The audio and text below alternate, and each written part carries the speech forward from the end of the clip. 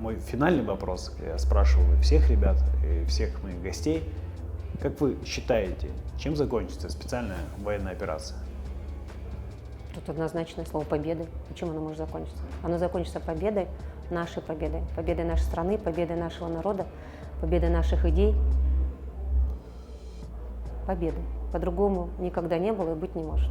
И никогда не будет. Потому что у наших дедов вырастают замечательные сыны, у сынов выросли замечательные внуки, которые сегодня дальше защищают. И у этих мальчишек растут крутые просто детки.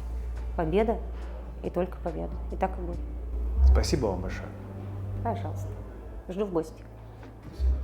В нас с тобой горит огонь. Можно жечь им или дарить тепло.